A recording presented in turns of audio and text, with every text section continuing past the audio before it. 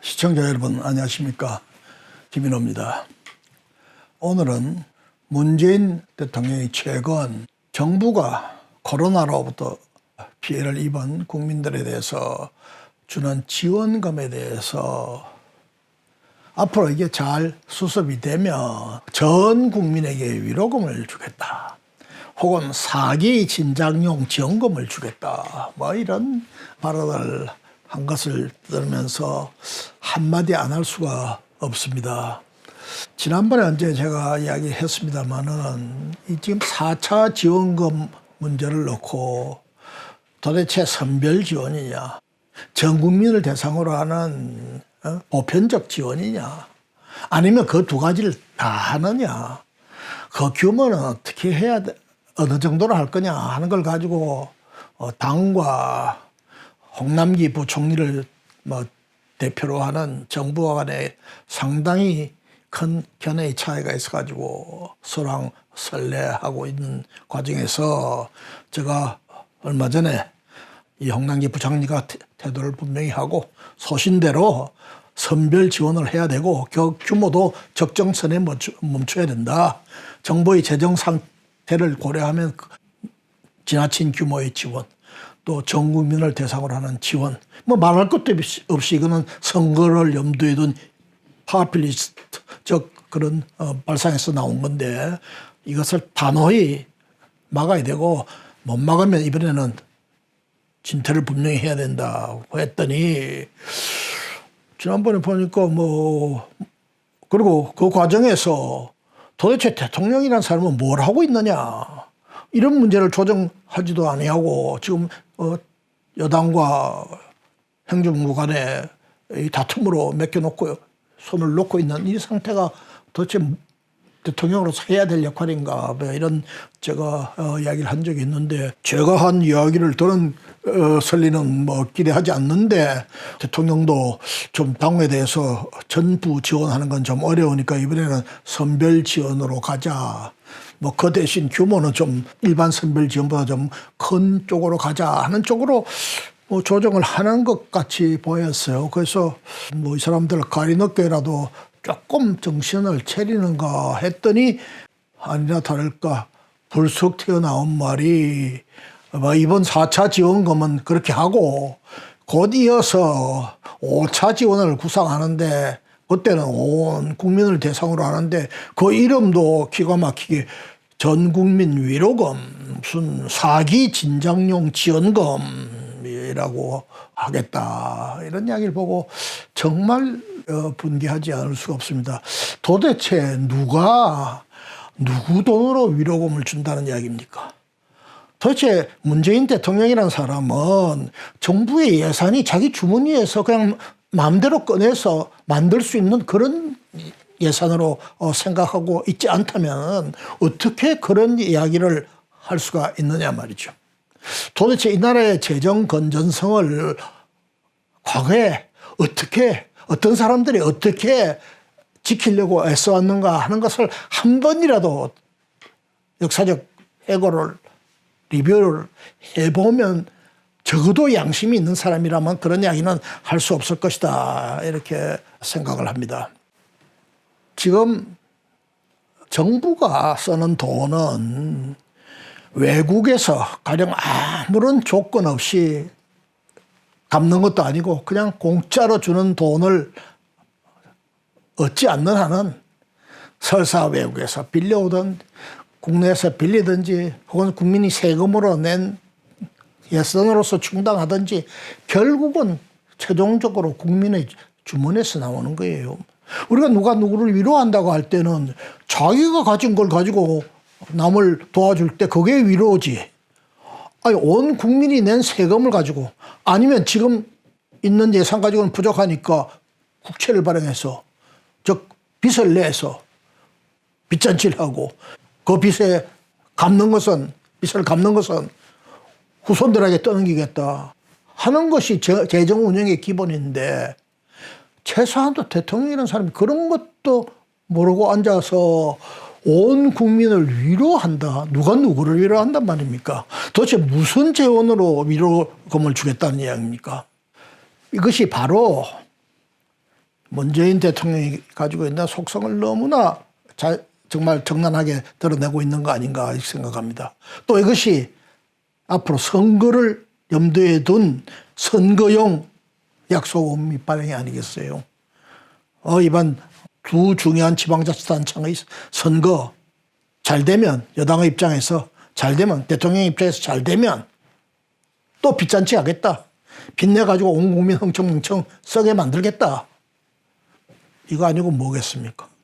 우리 국민들이 정말 현명한 판단을 해야 될 때가 되지 않았나 생각합니다. 도대체 이번 선거란 건 있었어서 안 되는 선거죠. 여당의 지방자치단체장, 그것도 우리나라의 가장 중요한 두 도시, 서울특별시, 부산특별시 시장이 다 정말 말하기도 창피한 문제를 일으켜가지고 사임하고 혹은 자살하고 뭐 그러고 나서 치러지는 선거, 앞으로 그런 짓을 해서 여당이 혹은 우리 당이 그런 것을 통해서 선거를 다시 하게 될 때는 후보 내지 않겠다 하고 자기가 공약을 해놨던 것, 그 공약이 당원에 반영되어 있는데 그거 다 다시 고쳐가지고 후보를 낸 거, 이것도 말도 안 되는 거죠. 제대로 된 나라 같으면 선거할 필요도 없는 선거단 말이에요. 어떻게 그런 선거에다가 표를 찍어주는 국민들이 있을 수가 있느냐, 여기. 근데 전혀 거기에 대한 도덕적 부담을 안 느끼고 선거를 강행하는데 다 더해서 각종 지금 공약, 돈 뿌리는 공약, 심지어 지금 이야기하는 거지. 온 국민을 갖다가 빚잔치로 지금 몰아넣겠다고. 이미 지금 빚이, 엄청난 빚이 있어요. 자, 보십시다.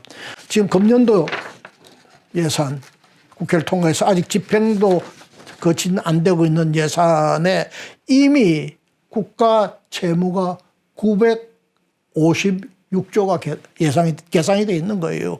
재정 수지는 통합 재정 수지라고 하는 것은 75조 4천억 원인데 이것보다도 더 정확한 것은 관리 재정 수지라고 좀 전문적인 겁니다만은 예를 들어서 국민연금 같은 데서 국민들의 연금을 받아가지고 일단 정부 주머니로 들어오면 정부 주머니에 들어온 것 같지만 곧 다시 나가야 될 돈 아니겠어요? 그거 정부 돈이라고 할 수 있습니까? 그런 것을 빼고 보면 재정 수지가 100조의 적자가 나고 있어요.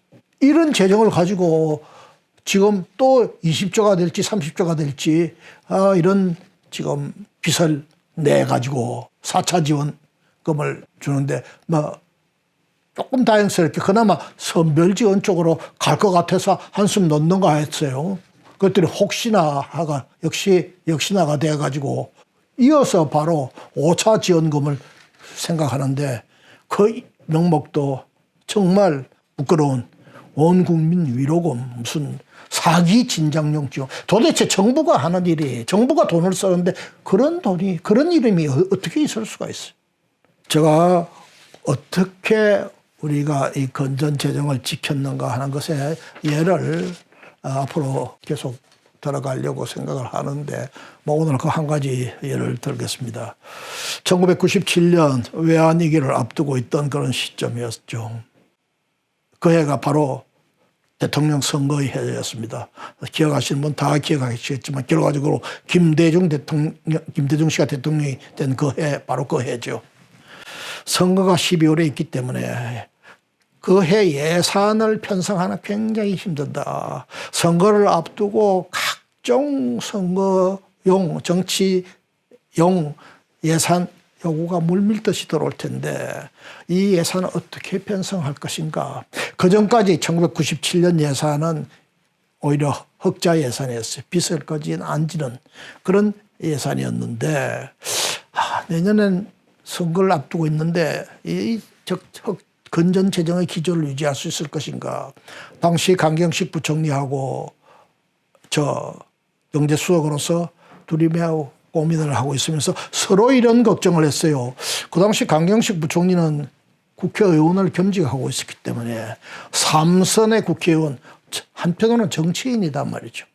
그러니까 경제부총리인 동시에 국회의원으로서 그 국회에 그 많은 재정에 돈을 더 달라고 하는 요구를 과감하게 뿌리치고 건전재정의 원칙을 유지할 수 있을 것인가. 저는 그걸 의심하고 있었고, 의심하다기보다도 그렇게 지킬 수 있을 것인가 하는 확신이 들기 어려웠던 그런 상황이었고, 또 강경식 부총리는 말은 안 했지만 그렇게 생각할 거예요. 경제수석이라는 사람은 제 청와대에 앉아가지고 경제뿐만 아니라 모든 분야의 경제 관련되는 수석들이 대변하는 이해 집단들로부터의 압력을 받기 마련이고, 그리고 대통령이 기본적으로 정치인이단 말이죠. 김영삼 대통령은 기본적으로 정치인입니다. 이 정치인을 모시고 있는데 내년 선거를 앞둔 해에 있어서 이 모든 수요를 뿌리쳐가면서 건전재정의 원칙을 지키겠다 하는 걸 갖다가 확실하게 결심하고 대통령을 설득해주고 청와대 내 여러 가지 정치적인 기류를 다 감안해서 이것을 갖다가 설득해서 막아주고 이렇게 해줄 건가 하고 제가 해야 될 역할에 대해서 걱정을 아마 하고 있었을 것입니다. 결론부터 이야기한다면은 우리 두 사람은 재정을 3%, 다음 내년도 예산을 3% 인상선에서 억제하자. 물가가 그 당시 약 34% 오르던 시절이었기 때문에 3%로 억제한다는 이야기는 결국 물가를 감안하면 전년 예산을 증액하지 않는다는 걸 의미합니다. 그래서 그렇게 하자. 그래서 부총리는 부총리대로 할 수 있는 모든 역할, 경제수석으로 청와대에서 대통령을 설득시키고 모든 관련 수석들을 설득시켜서 추가적인 혹은 무리한 예산 요구가 안 나오도록 하자. 그랬더니 당정 협의를 하는데 야당하고의 싸움은 시작도 하기 전인데 여당의 실력자들 혹은 여당의 당직자들로부터 집중적인 공격을 받았어요. 선거를 앞두고 도대체 예산을 사실상 동결한다. 이 사람들 도대체 정신이 있는 사람들이냐. 그렇게 해서 선거 지면 모든 게 다 끝이야. 선거 지면 당신들이 책임지겠어. 막 삿대질을 해대면서 강경식 부총리와 저를 몰아붙이는 당의 당직자들과 참 어려운 싸움을 했습니다. 우리는 그랬어요. 돈만 풀면 선거 이기나.